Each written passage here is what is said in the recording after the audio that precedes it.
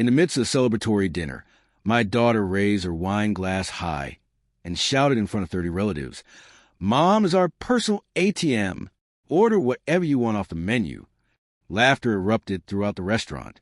I watched as everyone began pointing at the most expensive items on the list. Maine lobsters, imported French wines, desserts with names they couldn't even pronounce.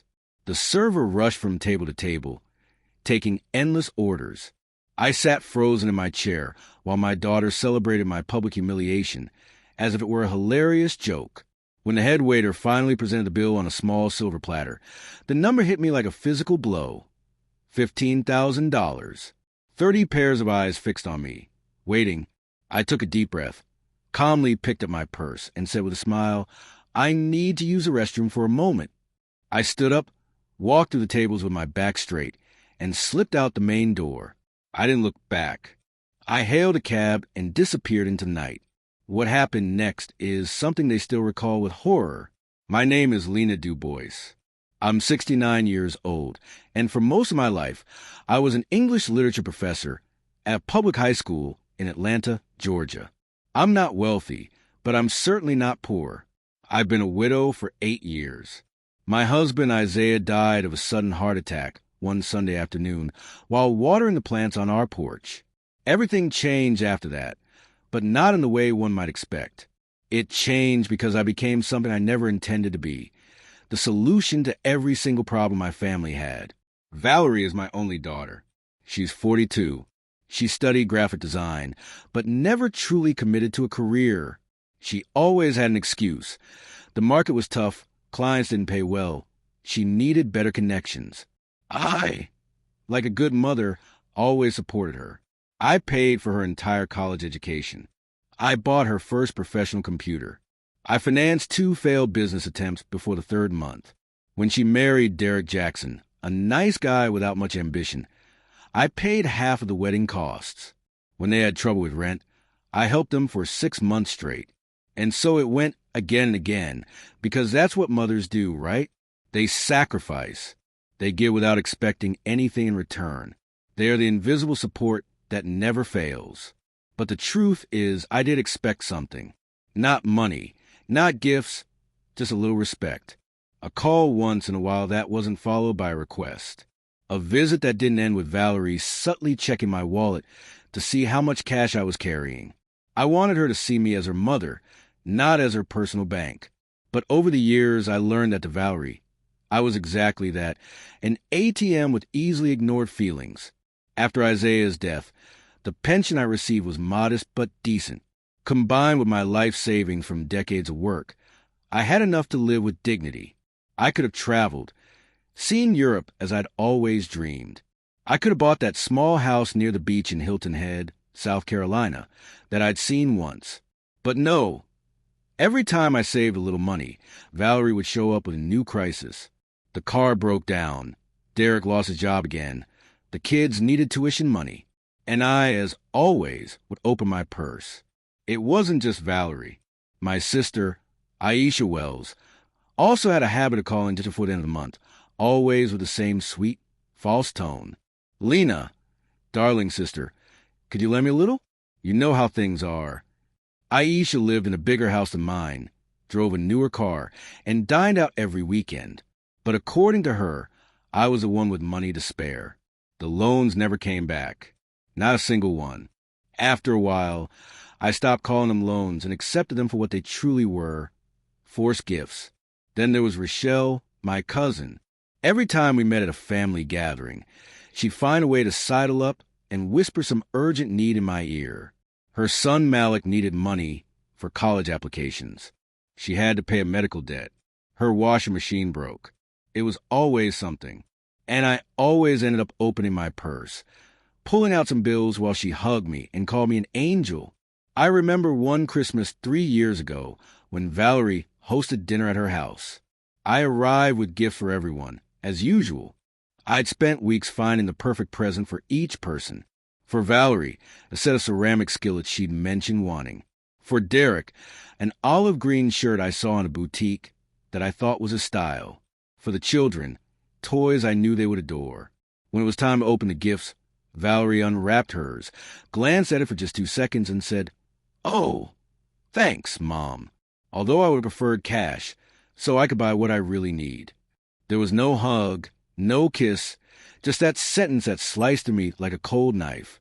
That night, as I drove back to my house, I cried the entire way, not over the money spent on gifts, but because I finally understood that to my daughter, I was not a person. I was a source of resources, a means to an end. Worst of all, I had allowed things to get to this point. Year after year, sacrifice after sacrifice, I had built this monster with my own 2 hands. But that December night wasn't enough to make me react. Not yet. I kept giving. I kept paying. I kept being the silent, reliable family ATM until that cursed day arrived. The day of the restaurant. The day everything exploded. The day Valerie decided to publicly humiliate me. And I finally decided that enough was truly enough. It all started with a phone call on a Tuesday afternoon. I was in my living room reading Toni Morrison's Beloved, a book I'd read countless times, but that always brought me comfort. The phone rang, and I saw Valerie's name on the screen. I hesitated for a moment before answering. Lately, every call from her ended with a request for money, but she was my daughter, and mothers always answer. "Mom, I have wonderful news," she said in an unusually cheerful voice. "I want to organize a special family dinner to thank you for everything you've done for us over all these years. You deserve it." I was silent, processing her words. Valerie wanted to thank me without asking for anything in return? Something in my stomach twisted with suspicion, but I immediately felt guilty for doubting my own child. "A dinner?" I asked cautiously. "Yes, Mom. At the Monarch Room. You know, that elegant place downtown. I'll invite the whole family. It'll be beautiful. This Saturday at 8 o'clock. Does that work for you?" I accepted, even though a part of me already knew this wasn't a celebration. It was a setup. I spent the days leading up to the dinner with a mixture of hope and anxiety. I desperately wanted to believe that Valerie finally saw me, that she had matured, that she understood all I had sacrificed for her. I bought an ivory-colored dress, simple and elegant. I had my hair professionally done. I even bought a pair of pearl earrings I'd seen in a store window and never dared to buy because I was always saving to help someone else. For once, I wanted to feel special. On Saturday, I arrived at the Monarch Room exactly at 8 o'clock. It was one of those places where the important people of Atlanta went for special occasions. High ceilings, crystal chandeliers, cream-colored tablecloths, and servers in impeccable suits. I had never been there. When I entered, a hostess greeted me with a professional smile and guided me toward the private room Valerie had reserved. When the doors opened, I froze. There were 30 people there. 30. Valerie stood next to a long table, wearing an emerald green dress that probably cost more than I made in a month. Derek was beside her with a glass of wine in his hand, and that awkward smile he always wore when he knew something was wrong, but didn't dare say it. I saw Aisha seated near the head of the table, with that glint of satisfaction in her eyes that she always got when she smelled an opportunity to take advantage of someone. Rochelle was there too, along with her son, Malik. And there were more people, cousins I hadn't seen in years, Valerie's neighbors, even some of Derek's friends I barely knew. "Mom, you made it!" Valerie shouted, approaching me with open arms. She hugged me, but it was one of those cold, calculated hugs given for the benefit of the crowd. "Look how many people came to celebrate you. Everyone is here because of you." I felt a knot in my throat. This didn't feel like a celebration. It felt like an ambush, but I was already there. 30 pairs of eyes were watching me. So I smiled and greeted everyone, though my hands were shaking slightly. They seated me in the center of the main table in a chair that resembled a small throne. Valerie stood up and tapped her glass with a knife to get everyone's attention. The room fell silent. "I want to make a toast," she began, and my heart swelled for a second with the hope that perhaps, just perhaps, this was real. "To my mother, Lena DuBois, the woman who has always been there, the one who never says no, the one who always has open hands to help us." Up to that point, everything sounded fine. People started applauding. I felt tears welling up in my eyes. But then Valerie continued, and with every word, my hope crumbled. Because let's be honest, she said with a laugh that cut to me like broken glass. Mom is our personal ATM, and tonight we're going to enjoy it. Order whatever you want off the menu. It's all on her. The room exploded in cheers and applause. I watched as everyone eagerly grabbed their menus. Aisha practically lunged for hers, pointing to most expensive dishes with her finger. Rochelle imperiously called the waiter over and started ordering without even looking at me. Malik ordered a $300 bottle of high-end bourbon. People I didn't even know started ordering lobster, imported cuts of meat, French wine, appetizers, main courses, desserts. The chaos was total. I sat there frozen, my hands resting in my lap. The ivory dress that made me feel special now felt like a ridiculous costume. The pearl earrings weighed on me like stones. I wanted to get up. I wanted to scream. I wanted to ask Valerie how she dared to humiliate me this way. But I couldn't. 30 people were there. The restaurant was full. I felt that if I opened my mouth, the only thing that would come out was a ragged, tearing sob. Valerie sat down next to me, still chuckling. She put a hand on my shoulder and whispered in my ear, "Don't be mad, Mom. It's just a joke.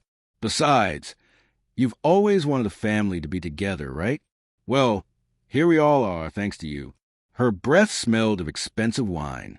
Her words were poison disguised as sweetness. The servers began bringing the plates, one after another, mountains of food, bottles that were emptied and immediately replaced. People laughed, talked, and took photos. No one was truly looking at me.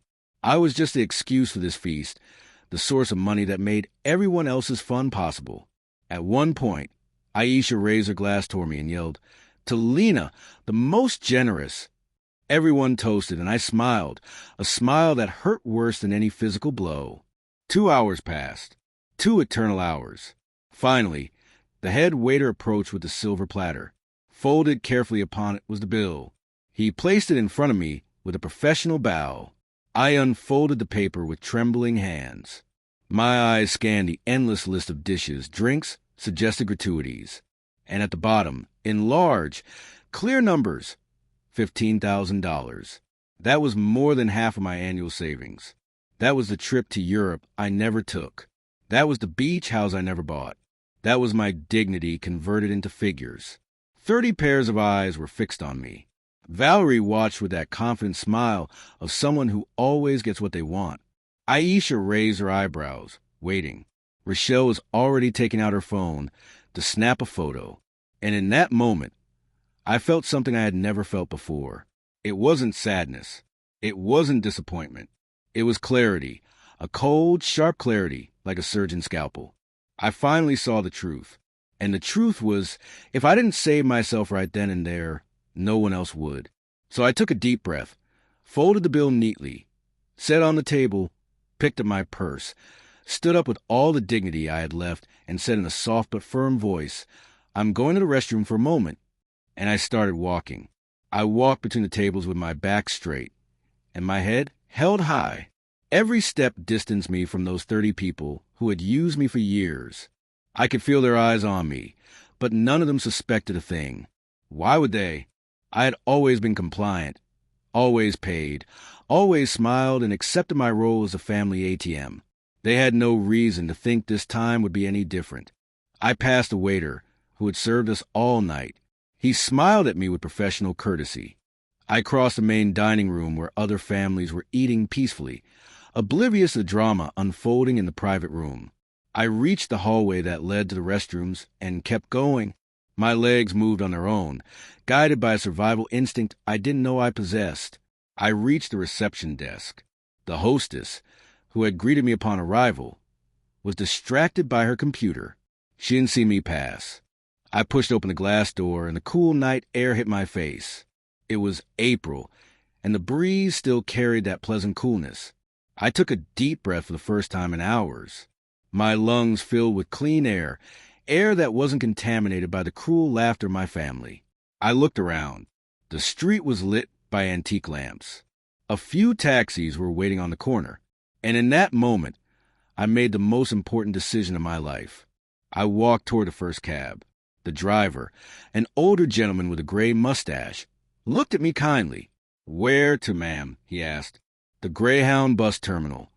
I replied without hesitation. My voice sounded strange, as if it belonged to someone else, a braver person, a person who had finally woken up. During the ride, I pulled my cell phone from my purse. I had 3 messages from Valerie. The first said, "Mom, where are you? The waiter is asking for you." The second, "Mom, it's not funny. Come back." The third, "Mom, answer the phone." I turned off the phone. The silence that followed was the most beautiful sound I had heard in years. We reached the terminal. I paid the driver with a $20 bill and told him to keep the change. I entered the building. The terminal was almost empty at that hour. Only a few lonely travelers waited on the plastic benches. I walked up to the ticket counter. A young woman in a green uniform attended to me with a tired smile. "Where are you traveling?" she asked. I thought for a moment. I needed to go somewhere where I could think, where I could breathe, where no one knew me. I remember Diane, my childhood friend. We had met in elementary school more than 50 years ago. She had moved to Charlotte, North Carolina, after getting married, but we'd always kept in touch. Sporadic calls, Christmas cards. She was with a few people in my life who had never asked me for anything, who called only to see how I was, who remembered my birthday without ulterior motives. "Charlotte," I told the woman at the counter. "The next bus leaves in 40 minutes, she replied. "Perfect," I said and bought the ticket. $25, a ridiculously low price compared to the $15,000 my family expected me to pay that night. I sat on one of the benches to wait. The ivory dress I had bought with such excitement now felt like a shroud. I took off the pearl earrings and put them in my purse. I loosened my hair, which I had styled so carefully.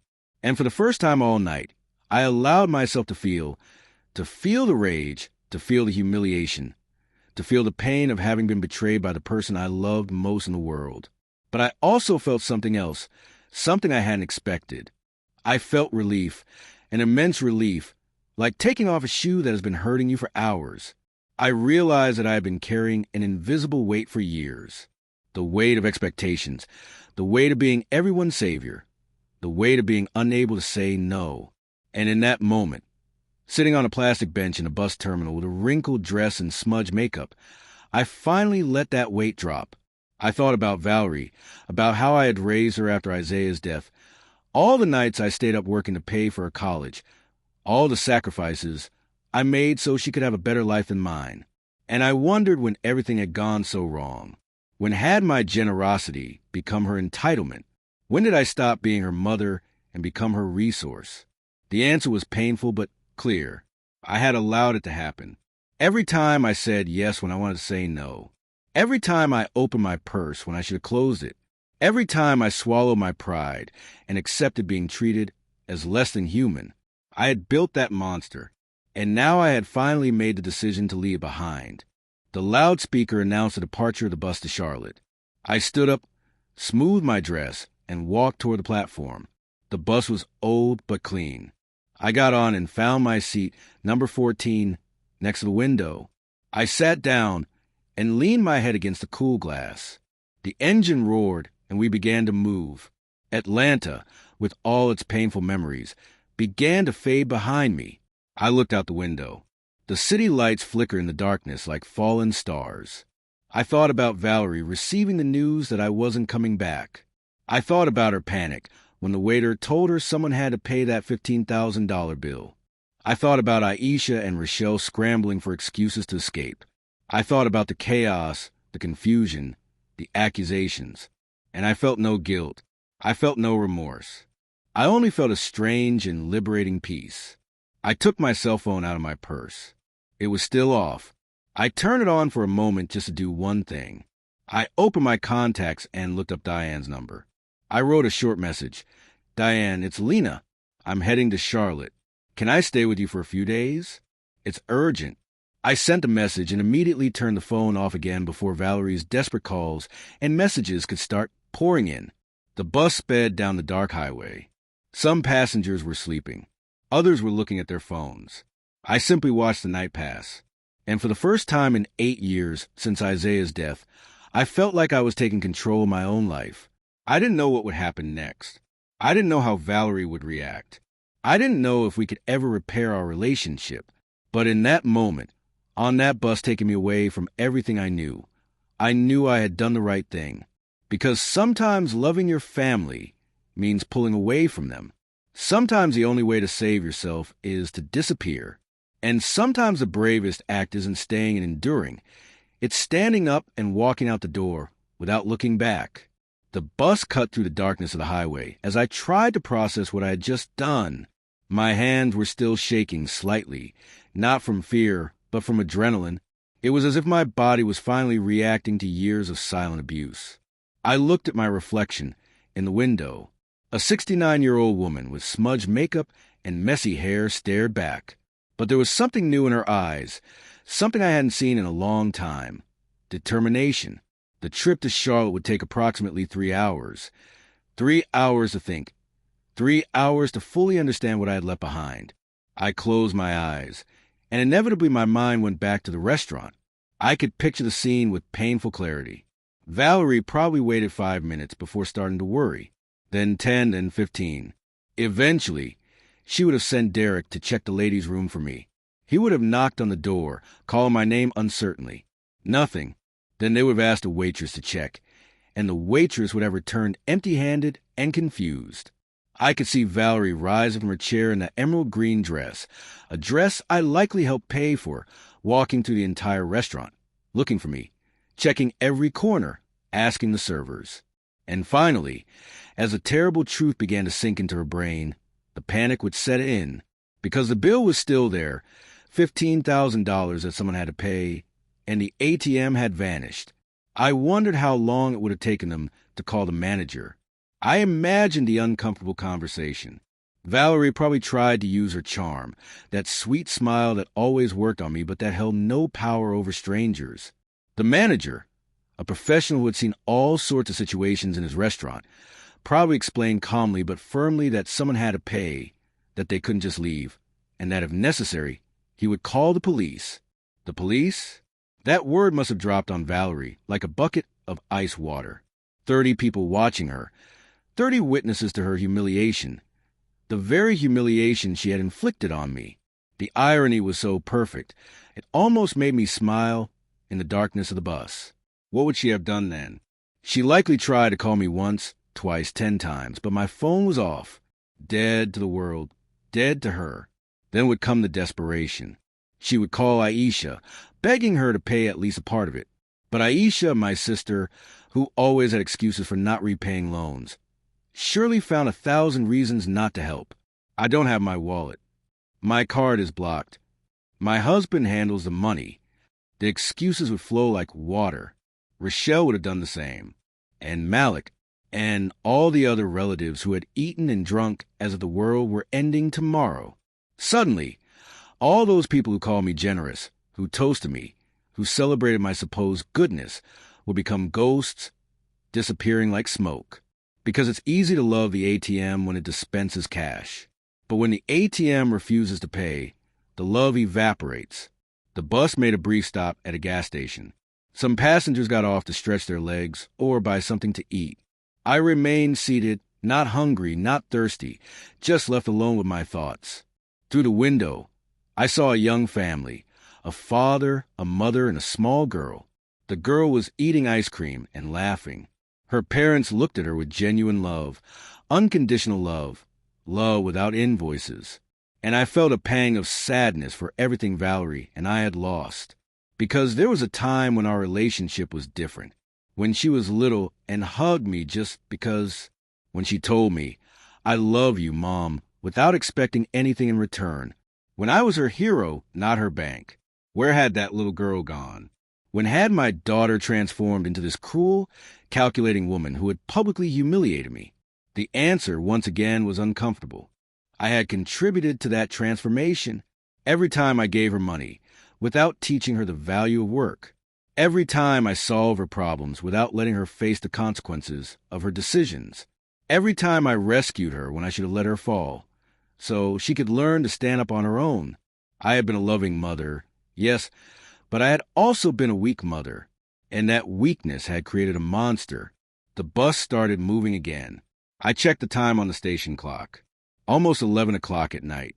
By this time, the situation at the restaurant had likely reached its most critical point. Valerie would have had to face reality.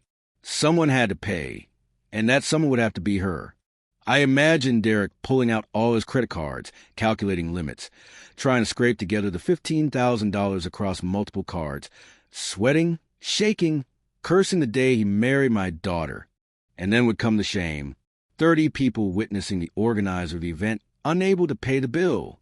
The waiter's impatience. The manager with his arms crossed.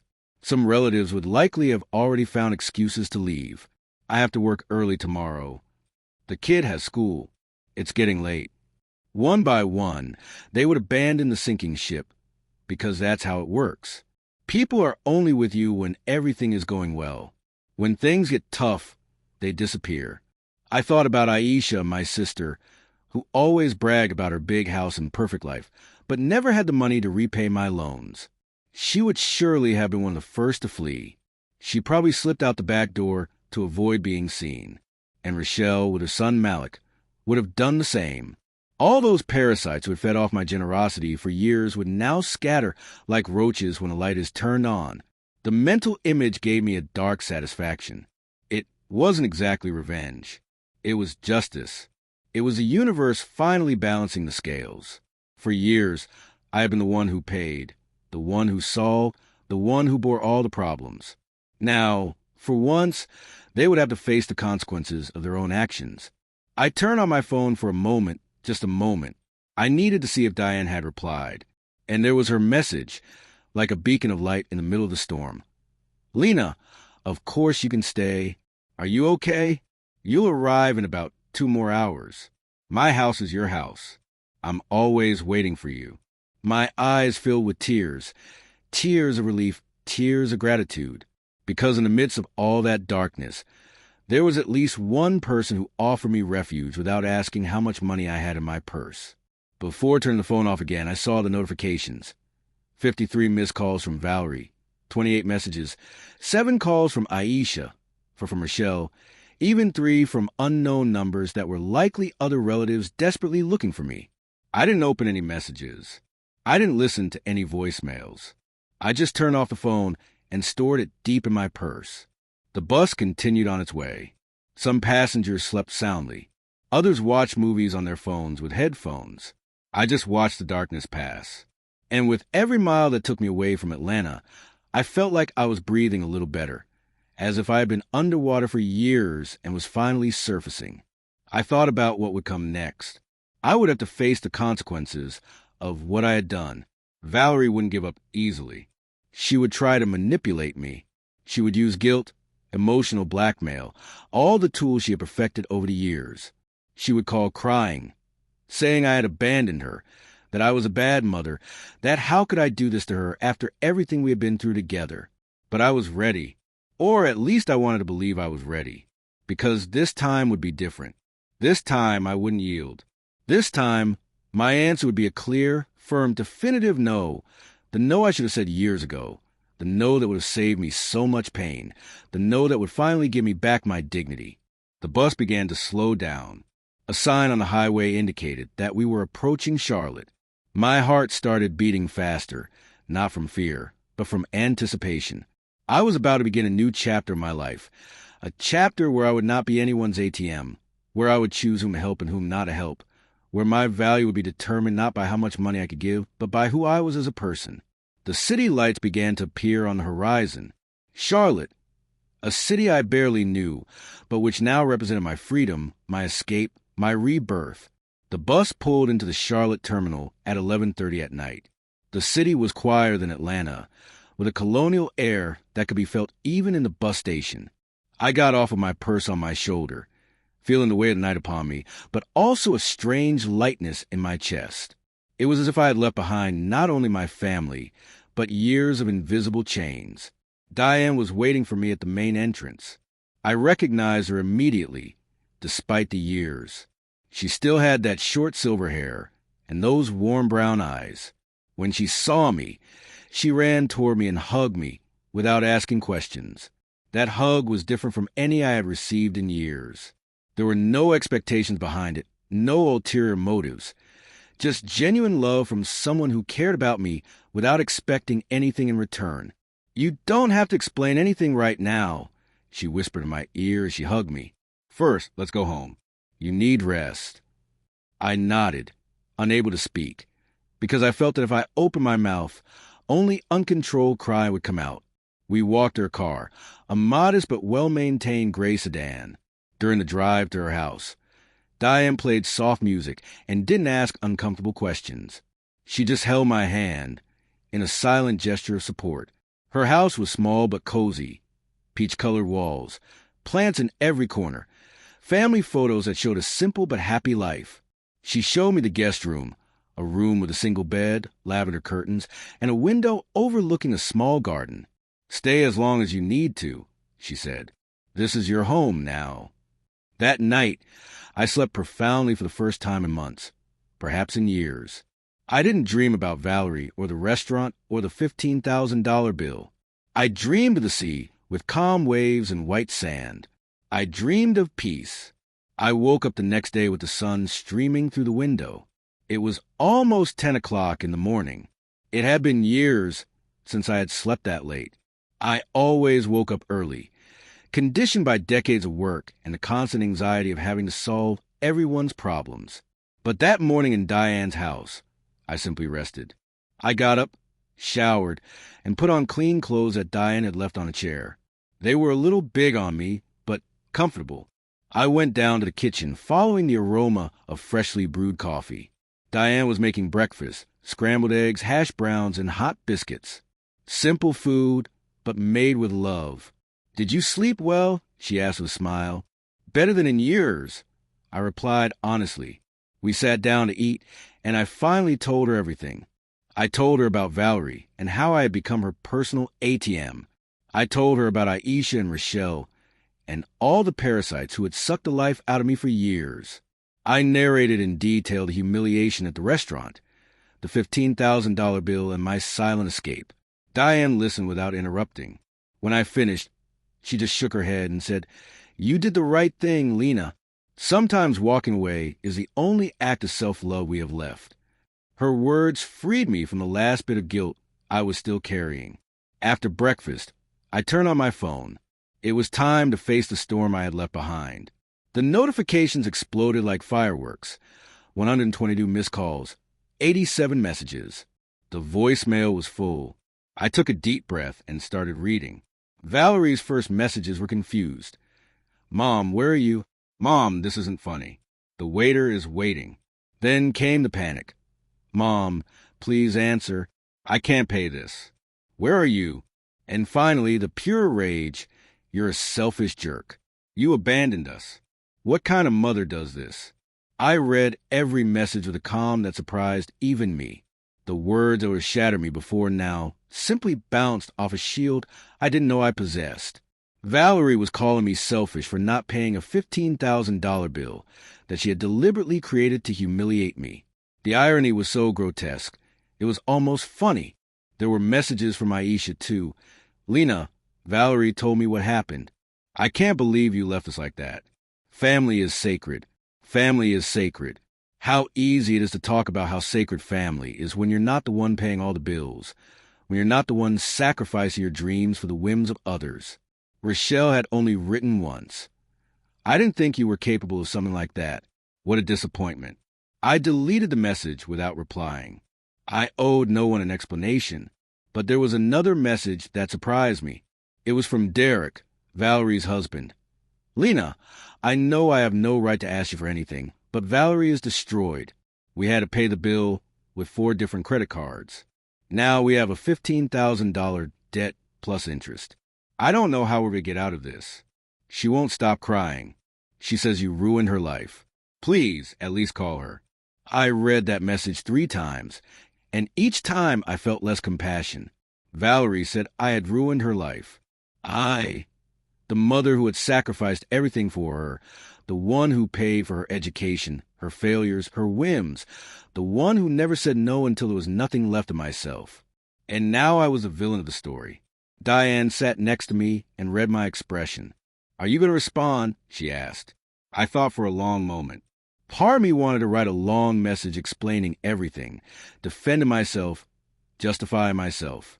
But then I realized I didn't need to. My actions spoke for themselves. Finally, I wrote a single message and sent it to Valerie. Asterisk, I spent my entire life being your ATM. I financed your studies, your failures, and your whims. I gave you everything I had, and the only thing I received in return was humiliation. That night at the restaurant, you called me an ATM in front of 30 people. You used me. You ridiculed me. You expected me to pay $15,000 as if.